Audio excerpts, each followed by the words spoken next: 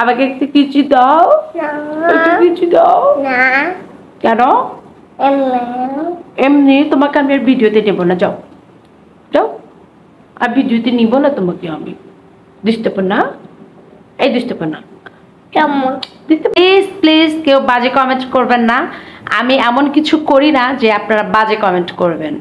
আর আমি আপনাদের খেয়ে বা পড়ে এখানে আসি নাই কথা বলতে যে আপনারা আমাকে বাজে কথা বলবেন আর আমি মুখ বন্ধ করে সেই বাজে কথাটাকে একসেপ্ট করব। Try to understand. তো যদি ভালো না লাগে স্কিপ করবেন, আর যদি ভালো লাগে তাহলে ভালোবাসা দিয়ে আপুকে সামনে এগিয়ে নিয়ে যাবেন। কারণ আমি যখন ফেসবুকে কন্টেন্ট বানাই আমি দেখব এই জন্য বানাই না, আমি প্রত্যেকের উদ্দেশ্যে বানাই। আর আমি মনে করি আমাকে দেখে একটি মানুষও অনুপ্রেরণা নিয়ে কাজটা যদি শুরু করে দেয় কাজ করা এই প্ল্যাটফর্মে, তো আমি নিজেকে ধন্য মনে করব। তো আমি যেভাবে শুরু করেছি আপনারা চাইলেও পারবেন ইনশাআল্লাহ। সফলতা নিশ্চিত। পরিশ্রম যে করে তার সফলতা, তার সফল হওয়া কেউ ঠেকাইতে পারবে না।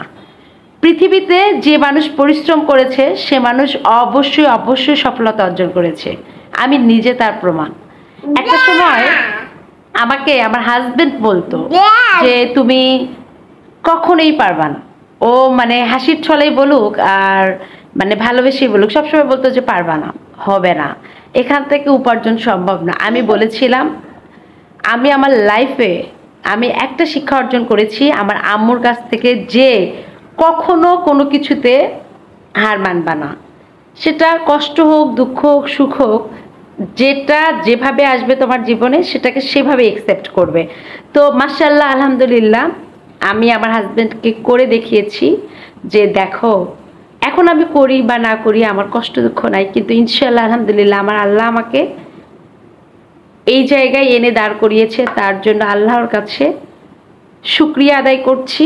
এবং তারপরেই যদি কেউ থাকে আমার ভালোবাসা পাবার বা আমার দোয়া পাবার, সেটা হচ্ছেন আপনারা ভিউয়ার্সরা, যারা আমাকে ভালোবাসা দিয়ে ভালো ভালো কমেন্টস করে এবং আমার ভিডিওগুলো দেখে আমাকে এখানে নিয়ে আসছেন।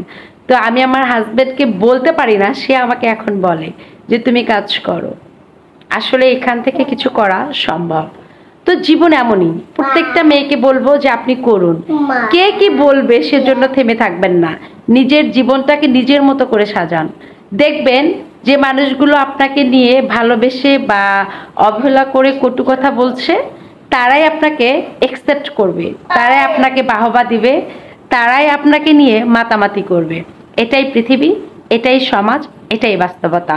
এই যে আমার রাজপুত্রকে বিকালের নাস্তায় কি দিয়েছি দেখুন, এই যে নিমকি আর বাকরখানি। তুমি কি খাও দেখি একটু। এই যে আচ্ছা নিমকি আর বাকরখানি খাচ্ছে রাজপুত্র। এই যে দেখেন এখন ঠিক 6টা 20-25 মতো বাজে, ওর বিকেলবেলার নাস্তা বলতে পারেন। ও খুব বাকরখানি নিমকি পছন্দ করে, ওর মাম্মির মতো। তো ওকে আমি দিয়েছি যে ও দেখি খায় কিনা। তো মাশাআল্লাহ ও একদম বড় মানুষের মতো সোফায় বসে মজা করে খাচ্ছে। অনেক ইয়াম্মি, তাই না পাপা? অনেক ইয়াম্মি।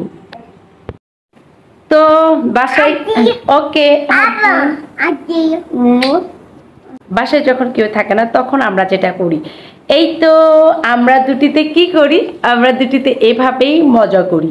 কারণ অনেকেই বলেন যে কিভাবে ভিডিও করবেন, কেমন করে করবেন, কিসের ভিডিও করবেন। সেই সমস্ত আপুদের উদ্দেশ্যে বলতে চাই, ভাইয়াদেরকে বলতে চাই, যে কোনো এজের হইতে পারেন আপনারা শুরু করে দেন এখন থেকে, আজকে থেকেই শুরু করে দেন।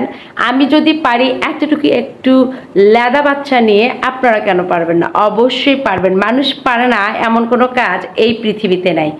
মানুষ সহনশীল ব্যক্তি, শরীরের নাম মহাশয়, যা সহাবেন তাই সয়।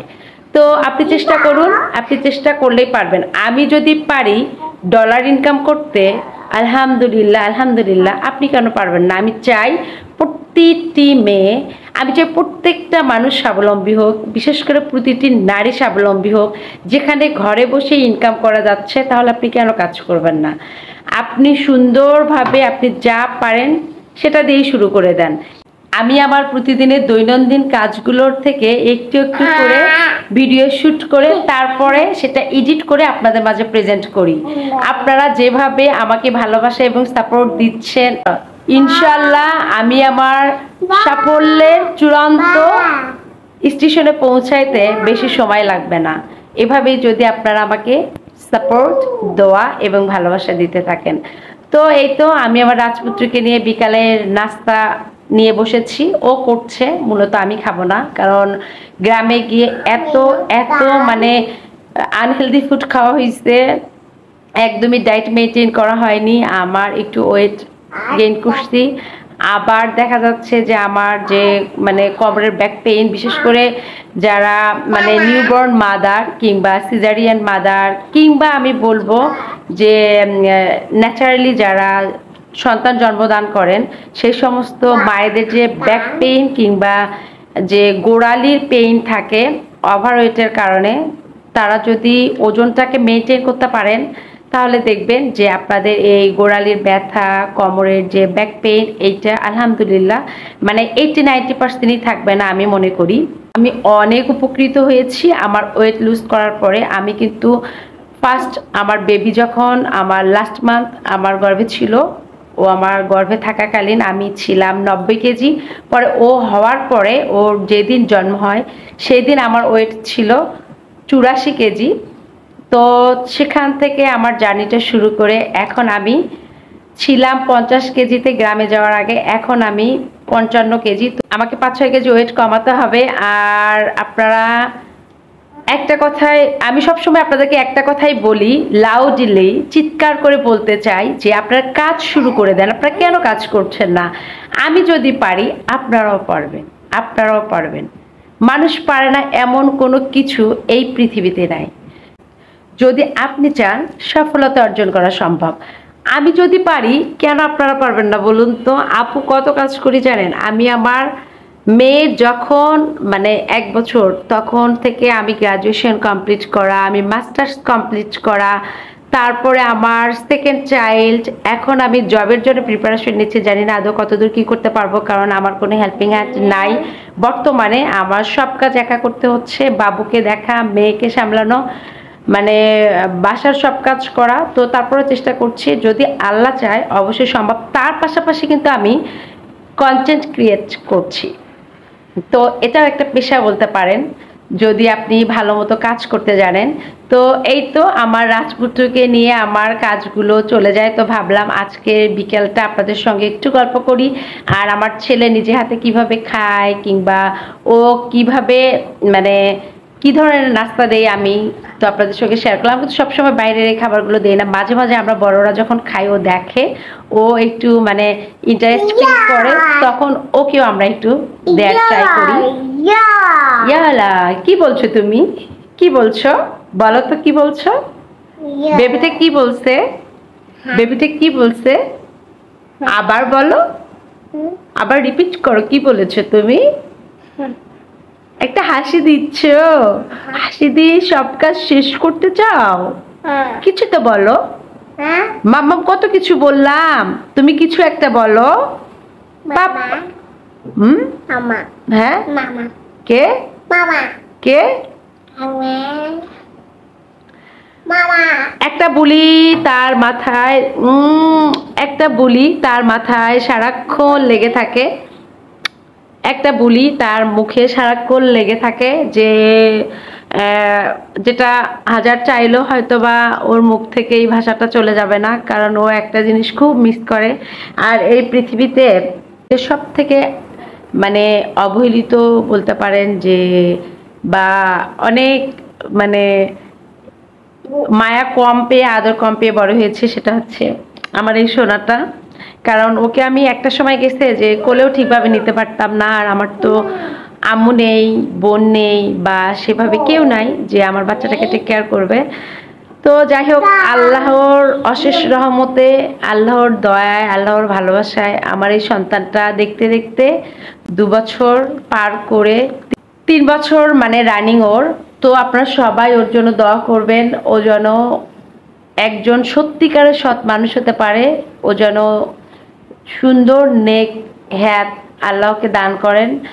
এবং ও সবসময়ই আমি দেখি যে বাচ্চারা, যেমন আমার 2টা বাচ্চা 2 ধরনের। রুহি অনেক দয়ালু এবং অনেক সাদাসিধে, আর আমার রাজপুত্রটাও সেম, অনেক দয়ালু অনেক সাদাসিধে। কিন্তু আমার রুহির মধ্যে একটা গুড হ্যাবিট আছে যে ও সহজেই কোনো জিনিস নষ্ট করবে না, আর আমার রাজপুত্র সহজে কোনো জিনিস নষ্ট করবে না।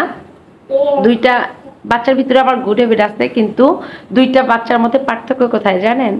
যে এখনকার যে বর্তমান সমাজ, এই অনুযায়ী যুগোপযোগী ভাবে চলতে ইনশাআল্লাহ আলহামদুলিল্লাহ আমার ছেলেটা পারবে, কিন্তু আমার মেয়েটা পারবে কি না আমি জানি না, কারণ ও অত্যাধিক মাত্রায় সাদাসিধে। একটা মেয়ে যে এতটা সাদাসিধে হতে পারে, আমার বাচ্চাটাকে কেউ যদি কাছ থেকে না দেখে তাহলে বুঝতে পারবে না। তো আমার ওয়ার্ল্ড বলতে পারেন যে আমার 2টা সন্তান, আমার হাজবেন্ড, আমার সংসার, এর বাহিরে আমার জীবনে তেমন কোনো কিছুই নাই। মানে এদেরকে নিয়েই আমার পৃথিবী। তো এই পৃথিবীতে আমি বসবাস করি। তো এই পৃথিবীর যে কর্মকাণ্ডগুলো ঘটে সেই সমস্ত কিছুই আপনাদের মাঝে আমি প্রেজেন্ট করি। যদি ভালো লেগে থাকে তাহলে আপুকে সাপোর্ট, ভালোবাসা দিবেন এবং আপু যেন সামনের দিকে এগিয়ে যেতে পারি, আপুকে উৎসাহ দিবেন। সবাই ভালো থাকবেন, সুস্থ থাকবেন। আল্লাহ হাফেজ। পাপা টাটা দিয়ে দাও। টাটা। টাটা। তুমি না দাওনি, আমি দেবো, আমাকে তাহলে ওরা চকলেট দিবে। টাটা। টাটা। তুমি তাড়াতাড়ি টাটা দাও, তা নাহলে আঙ্কেল আন্টিরা চকলেট দিবেন, আমাকে দিয়ে দিবে। টাটা। আল্লাহ হাফেজ। আল্লাহ হাফেজ। আল্লাহ হাফেজ।